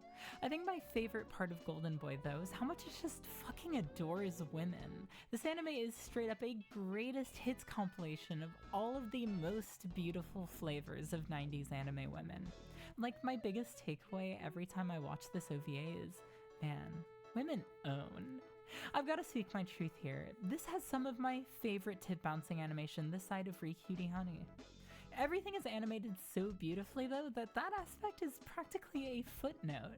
Which, man, there's Spoon, we've been here for an hour and 7 minutes. You've already missed the worst of it. I'm sorry. But yeah, we're watching a boob video. really nothing better than anime about anime. Although the aforementioned swimming episode is Like, look at probably him. the most well known. He looks like a little fucking- scene. Episode 1 gets to be real Oh my god. highlights here. I mean it wholly and without caveat. I'm gay. I'm gay. I'm gay. I'm gay. Gay. Gay. Gay. Gay. Gay. Gay. Gay. Gay. Gay.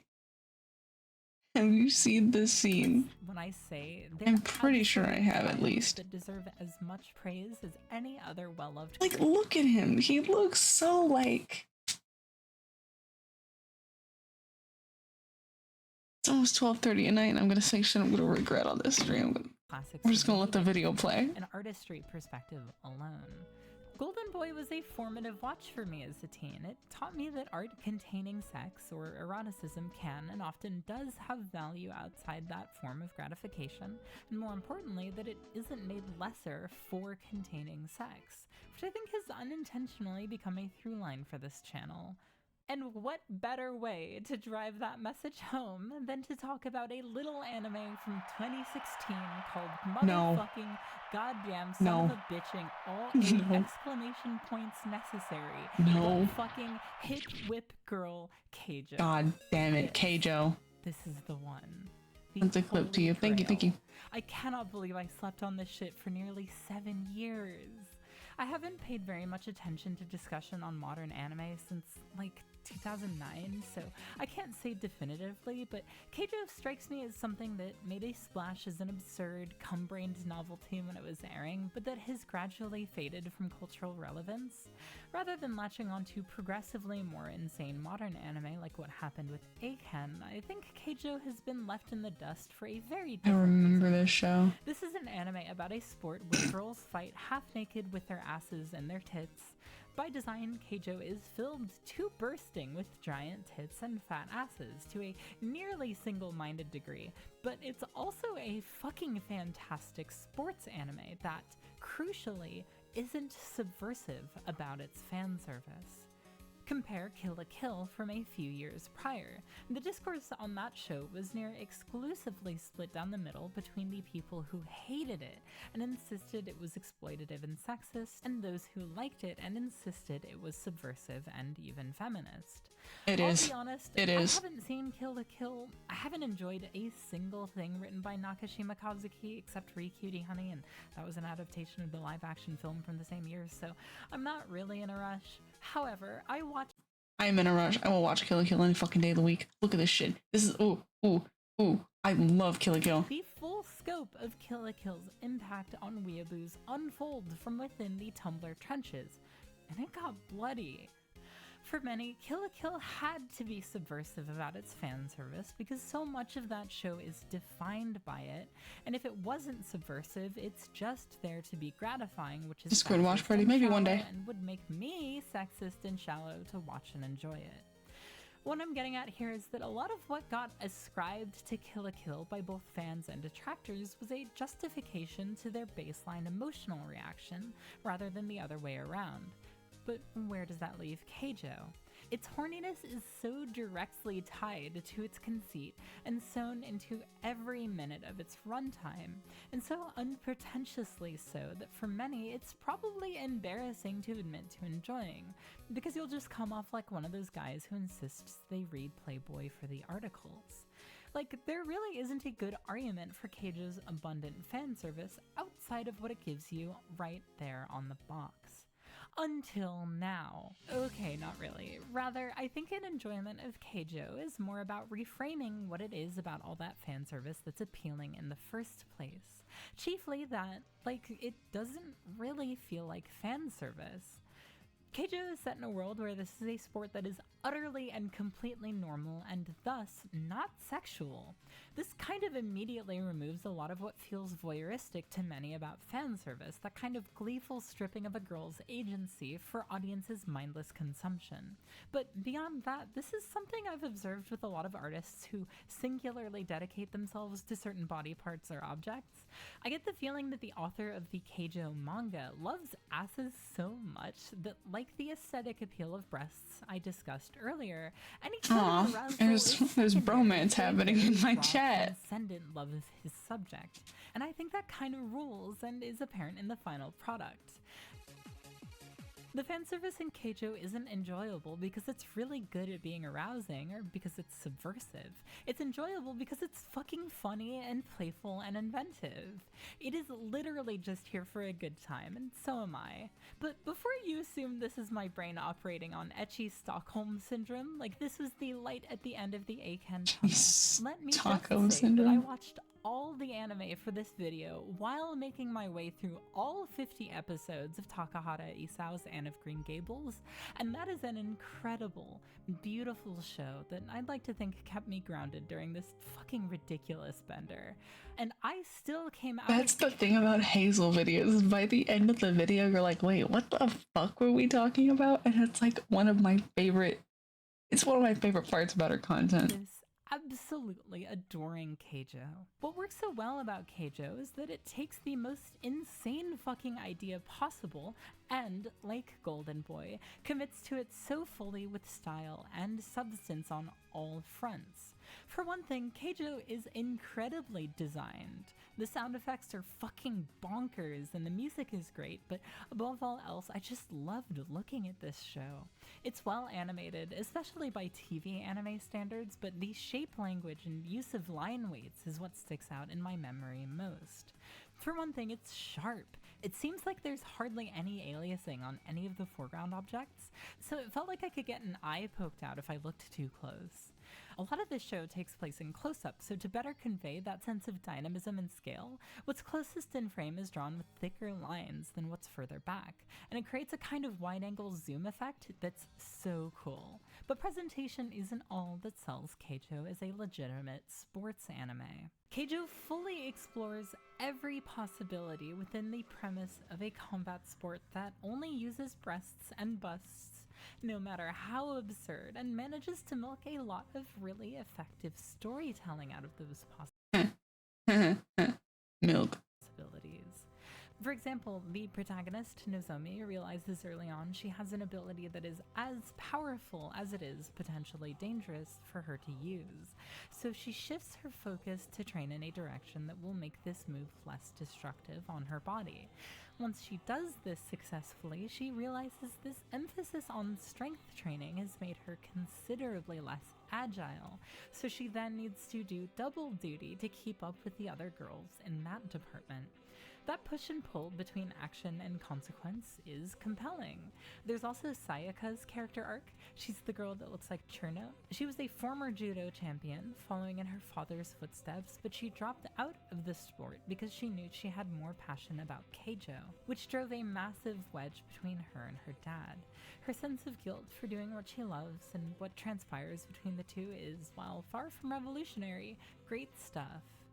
I don't mean to disregard Keijo's effectiveness as comedy either, because it is uproariously fucking funny to see a girl catch another girl's ass within her own ass. It's just that the only thing funnier than seeing the phrase Shut up. hypnosis is that next episode being a genuine... We are watching a very serious video right now.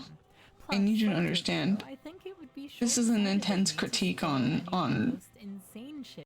This is an intense critique on ecchi and how censorship plays a role in how we consume media. Okay, Boone, I'm gonna need you to turn that shit down. Okay, thank you. Keijo has in store. It is both more and more insane than your imagination could possibly prepare you for. Genuine recommendation: if any of this sounds appealing on any level, you should watch Keijo. I can't believe what it took for me to... My apologies. That's what I like to hear. Conventions was all girl butt combat. Fucking moron. Of course, my discussion of Keijo here leaves one major elephant in the room, whose shadow has loomed over this entire portion of the video. I said something very dismissive about Keijo when talking about butt attack Punisher girl Gotemon. I can now confirm to you that there are no swords in Keijo, but that the depths Keijo takes ass combat to are far deeper than that of Butt Attack Punisher Girl Gotemon and its sequel, Butt Attack Punisher Girl Gotemon already Final Battle Between Love and Tragedy, which I finally watched. Let me tell you, that sequel is anime on nightmare difficulty. It might as well be the secret final boss of my OVA video. It is not beginner shit. It's got some really great, funny, sweet, entertaining shit in there, but it was also kind of horrible and unwatchable and objectionable in equal bursts. Hey yo, what, you mean Butt Attack Punisher Girl? You've never heard of it? Punisher Girl Gotemon. And despite the duality that tore its sequel into, I'm sad to see its well run dry. However, I can confirm that the world is truly made a better place for each piece of animated ass combat media out there. Man, I wish CyberConnect 2 had made a Keijo game. That'd fucking own. In recap, Eiken is dog shit and a waste of time. Not even the people who made it want to be associated with it. The manga's author can't stop publicly embarrassing I'm at work, I gotta go. Bye, Puritanical Collie. censorship and Have a art good is still a night. blight worth fighting against, even if that means briefly aligning ourselves with people who make art we otherwise find ideologically heinous. It's fundamentally inhumane to be forced to put in a lifetime of self-destructive work to make other people rich while only barely keeping your head above water. All work and no play makes Homer something something. Dokuro-chan is fun if you like things that are kinda bad in the fun way. Golden Boy is mostly a masterpiece. Keijo comes broadly recommended. Saori x Mari forever. And through it all, anime boobs are fun. Thanks, fuckers. Let me see if she has... Oops. Let me see if she has a video about Butt Attack Punisher Girl. And if it's not too long, we'll watch it because I love Hazel videos, but they tend to be very long.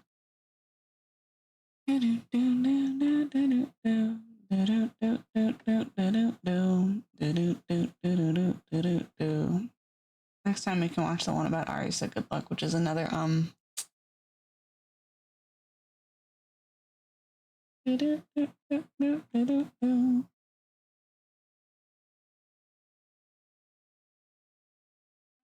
don't think she does. It must be wrapped up in another video. Okay.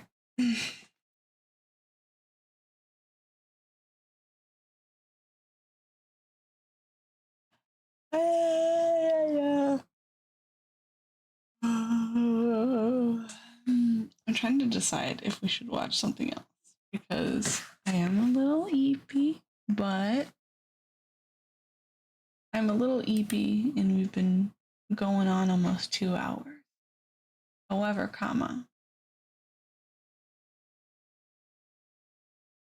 I like to sit here and watch videos with you chat. It's very nice. I like doing it.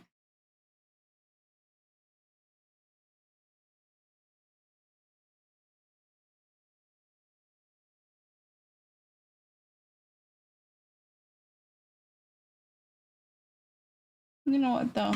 I think I'm rather eepy. I think we're gonna find some people to raid. I don't know why. Oh, hi, I'm very big. Hello, I'm large.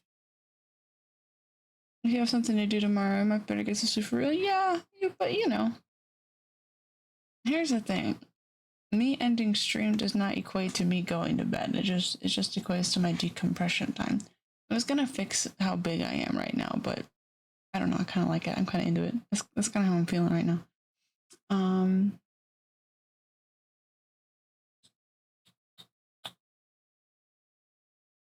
Sorry, I got distracted. I blue screened for a second there. Anyway, God, that's my own fucking voice. Jesus Christ. I'm looking for somebody to raid. Wow, wow, wow, wow, wow, wow, wow, wow, wow, wow. Is there anybody fucking on right now? Decompress yourself upon the mattress. I don't know if I like the way you worded that, Spoon, but thank you for your efforts. All right, no one's fucking online. We won't even bother with the raid. But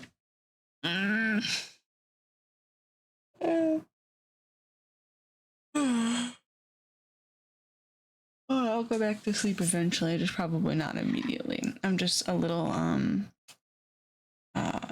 I'm just a little dried out. My streaming energy is drying up, and I don't want to get to that point where I'm just like irritable at the end of a stream. I will never be wholesome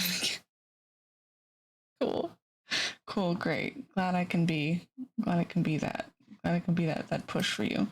I'm probably gonna archive this stream and like immediately private it.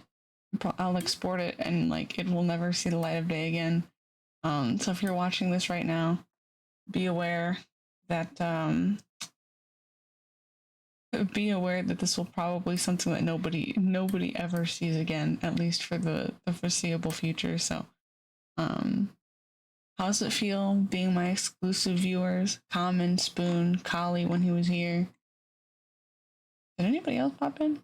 Oh, my lovely lurkers, I appreciate y'all as well. Pasta was here for a little bit before I probably damaged them. I'll be honest. But yeah. Thanks for watching the boob video with me. I have more boob videos, but I really don't want to risk getting TOS. I already don't know how Twitch is gonna like this fucking shit. I'm gonna have to like see what the damage is after I wrap up. But in the moment, it was very worth it. I love Hazel videos, and I myself am a boob enjoyer. So, hee. I had a great time with y'all. I will see you guys next time. Thank you so much for coming to stream. I'll probably stream again tomorrow, to be quite honest with you. Because again, this starts a week where Tuesdays and Thursdays get significantly lighter for me. Teehee. So yeah, I'll probably see you guys tomorrow if I feel like it.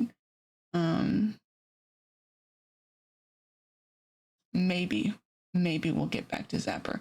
We need to get back to Zapper though, because I need to finish a fucking video game on this channel.